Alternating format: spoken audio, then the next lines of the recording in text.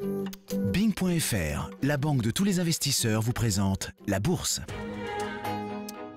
En compagnie ce soir de Claire. Bonsoir Claire. Bonsoir Emmanuel. Wall Street poursuit tranquillement sa progression, toujours soutenue par la hausse du baril du brut. Oui, le risque d'une rapide hausse des taux directeurs américains s'éloigne, ce qui détend l'atmosphère sur les marchés.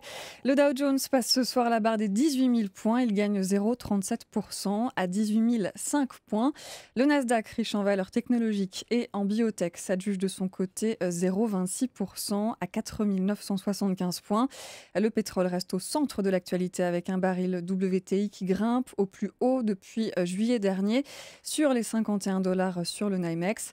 Le pétrole soutenu notamment par la faiblesse du dollar. L'euro est remonté au plus haut depuis 4 semaines, franchissant le seuil de $1,14. Du côté des valeurs, l'assureur santé United Health bondit de 2,5%.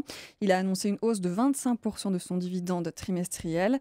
Yahoo plus 0,7%. Yahoo qui chercherait à se séparer d'un lot de 3000 brevets pour un montant de plus d'$1 milliard. Et puis Verifone plonge de près de 25%. Le fabricant américain de lecteurs de cartes bancaires a averti sur ses objectifs hier soir. Le marché parisien a cédé aux prises de bénéfices dans une atmosphère toujours assez calme. Oui, au lendemain d'un net rebond de 1,2%, le CAC 40 a reperdu 0,61% ce soir à 4 449 points en clôture, avec un lourd repli pour Ingenico, moins 7,2%, plombé par l'avertissement lancé hier donc par son concurrent américain Verifone. Rexel perd 3,4%, Citi a dégradé le dossier d'achat à neutre. Les valeurs bancaires repiquent du nez avec Crédit Agricole, moins 1,7%, BNP Paribas, moins 1,4%, ou encore Société Générale, moins 2,2%. Et puis Air France KLM perd 2,4%.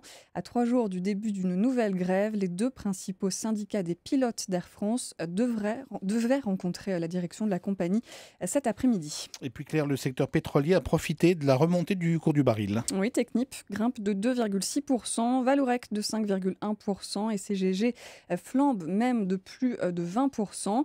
Le titre Engie gagne 2,6%.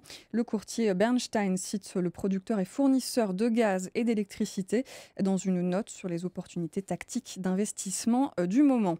Ailleurs, en Europe, les marchés ont clôturé en baisse, à l'exception de Londres qui s'adjuge 0,3%, Francfort et Madrid 7,07%, Milan perd 0,4%, Bruxelles moins 0,1%, Amsterdam moins 0,3% et enfin Zurich moins 0,9%. Et c'était Claire Lemaître, bien sûr, de boursier.com avec nous. Merci Claire.